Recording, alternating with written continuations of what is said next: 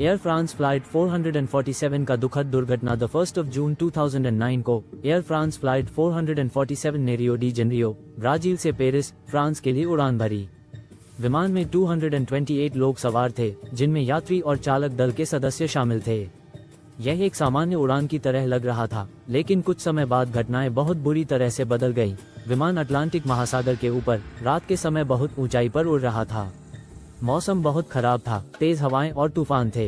Pilot विमान को सही रास्ते पर बनाए रखने की कोशिश कर रहे थे, जब अचानक कुछ अप्रत्याशित हुआ।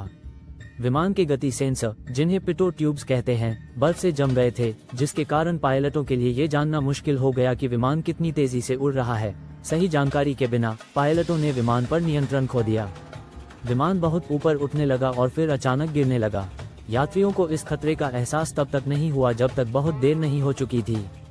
विमान समुद्र में क्रैश हो गया और यह कोई भूमि से बहुत दूर था। मलबे की खोज लंबे समय तक चलती रही।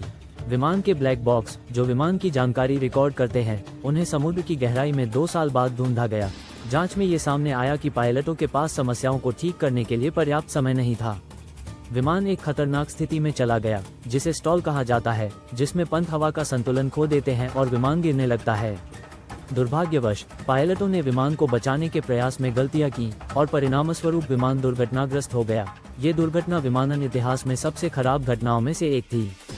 इसने लोगों को ये समझने पर मजबूर किया कि विमान उड़ाने के हर हिस्से को सही से समझना और खतरनाक स्थितियों में सही तरीके से प्रतिक्रिया देना कितना महत्वपूर्ण है। जिन परिवारों के लोग इस दुर्घटना में मारे गए, वे गहरे दुख में डूब गए। इस दुर्घटना के बाद विमानन सुरक्षा में कई बदलाव किए गए ताकि ऐसा हादसा फिर से न हो। ये एक दुखद घटना थी जिसने दुनिया भर के लोगों को प्रभावित किया, और ये हमें आसमान में सुरक्षा के महत्व की याद दिलाती है।